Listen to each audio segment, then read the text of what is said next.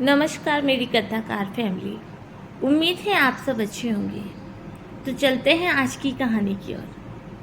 भारत की ऐतिहासिक धरोहर शनिवार वाड़ा किला पुणे महाराष्ट्र का एक प्रमुख पर्यटक स्थल है। बाजीराव प्रथम द्वारा निर्मित यह किला बाजीराव द्वारा काशीबाई को दिए गए धोखे, बाजीराव मस्तानी की अधूरी प्रेम गाथा के साथ ही पेशवाओं की उन्नति से लेकर पतन की कहानी खुद में संजोए हुए है।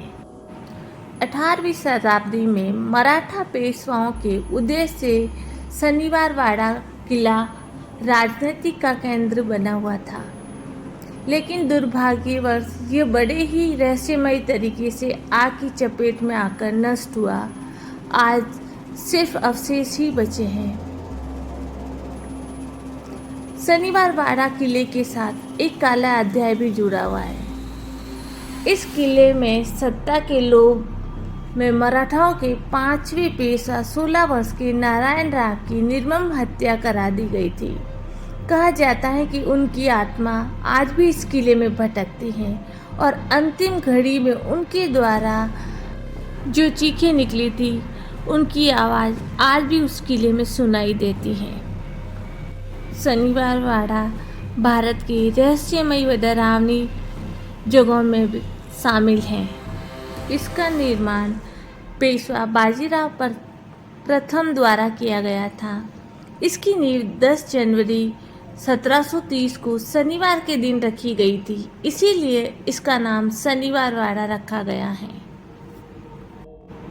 इस 7 मंजिल किले के निर्माण की जिम्मेदारी राजस्थान के ठेकेदारों को सौंपी गई थी।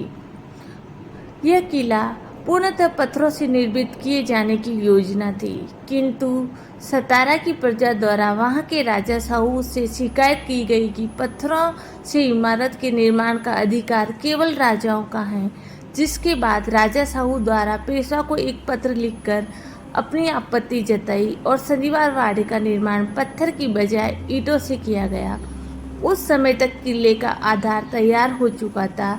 राजा साहू की बात मान के आगे का शेष किला ईंटों से बनाया गया है।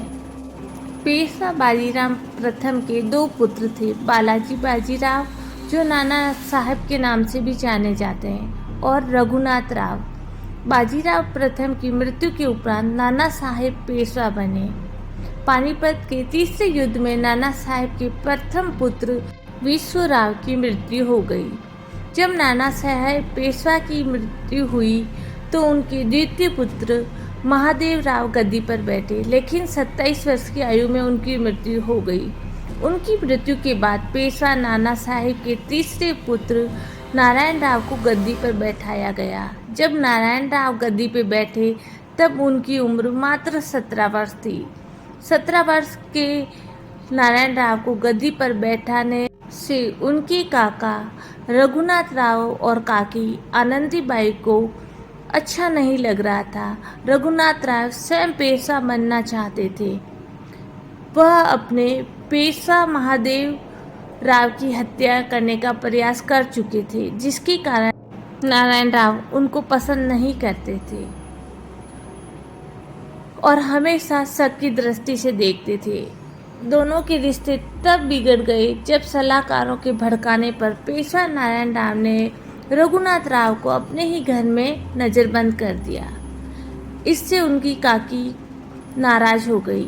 नज़रबंद होने के बाद रघुनाथ राव ने अपने बचाव के लिए शिकारी कबीलियाई गार्दी के मुखिया सुमेंद्र सिंह गार्दी को एक पत्र भेजा, जिसमें लिखा था नारायण राव ला धारा, जिसका अर्थ होता है कि नारायण राव को कैद कर लिया जाए। यह पत्र पहले रघुनाथ की पत्नी आनंदीबाई के पास पहुंचा और मौका देखते ही उन्होंने घिनौनी चाल चलते हुए उस पत्र के शब्दों को बदल दिया गया और लिख दिया गया कि नारायण राव ला धारा, यानी कि नारायण राव को मार दिया जाए। यह पत्र मिलते ही सोमेंद्र सिंह के लोगों ने शनिवार वाड़ा पर हमला कर दिया। जब ये सारी बाधा पार कर पेशवा नारायण राव के कक्ष में पहुंचे तो नारायण राव उन्हें देखकर अपने काका के कक्ष की ओर दौड़े और भागे। काका माला बचाओ अर्थात काका मुझे बचाओ, किंतु काका के कक्ष तक पहुंचने से पहले ही उन्हें मौत के घाट उतार दिया गया। इस घटना के संबंध में इतिहासकारों में मतभेद है। कुछ इतिहासकार मानते हैं कि नारायण राव अपने काका के सामने ही स्वयं को बचाने के लिए याचना करता रहा, किंतु रघुनाथ राव ने कुछ नहीं किया और उन हत्यारों ने नारायण राव को मार दिया और उनके लाश के टुकड़े टुकड़े कर नदी में बहा दिया। 27 फरवरी 1823 को शनिवार वाड़ा किले में आग लग गई। 7 मंजिलें जलकर राख हो गई। यह आग 7 दिनों तक लगातार चलती रही। इस आग पे काबू नहीं पाया जा सका। इस आग ने किले का अधिकांश हिस्सा जलकर राख हो गया।